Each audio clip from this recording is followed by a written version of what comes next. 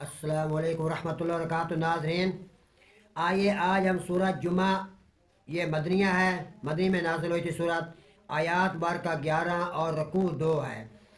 اس کا مختصر آپ کو میں تشریح بتاتا چلوں کہ یہ سورۃ جمعہ کو کوارے دن پڑھی جاتی ہے۔ اس میں اللہ تعالیٰ کے نبی علیہ الصلوۃ والسلام اللہ تعالیٰ نے فرمایا ہے کہ یا ایھا الذین آمنوا نودی للصلاۃ من یوم الجمعۃ فاسعوا الی ذکر اللہ وذروا البیع، کہ جمعے والے دن سے جمعہ کی تیاری کرو، جمعہ پڑھو، اس کے بعد اپنے کاروبار کی تلاش میں نکل جاؤ۔ بعض کا بندہ کیا کرتے ہیں، جمعے والے دن دکانیں کاروبار ٹھپ کر دیا، آزادیاں کری کیا، جمعہ نہ پڑھا، یہ بہت بری بات ہے۔ تو لہٰذا جمعہ پڑھنا چاہیے، جمعہ پڑھنے کے بعد اپنے کاروباروں میں مصروف ہونا چاہیے۔ جیسے جمعہ کے پہلے اذان آئے، اپنے حسب استطاعت نہا دھو کر اچھے کپڑے خوشبو لگا کر جمعہ پڑھنے کے لیے مسجد میں جانا چاہیے۔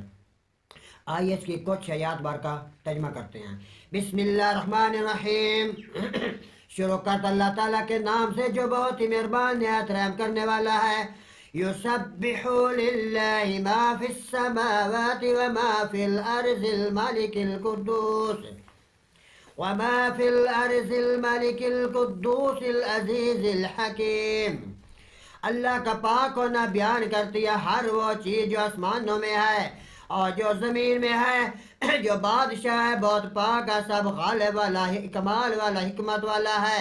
هو الذی بعث فی الامیین رسولا منہم یتلو علیہم آیاتہ ویزکیہم ویعلمہم الکتاب والحکمہ وَإِنْ كَانُوا مِنْ قَبْلُ لَفِي ضَلَالٍ مُبِينٍ۔ وہی ہے جس نے نہ پڑھوں میں ایک رسول انہیں میں سے بھیجا جو ان کے سامنے سے کہ آیات مبارکہ پڑھتا ہے اور انہیں پاک کرتا ہے اور انہیں کتاب اور حکمت سکھاتا ہے، حالانکہ بلا شبہ وہ اس سے پہلے یقیناً کھلے گمراہی میں تھے۔ وَآخَرِينَ مِنْهُمْ لَمَّا يَلْحَقُوا بِهِمْ وَهُوَ الْعَزِيزُ الْحَكِيمُ۔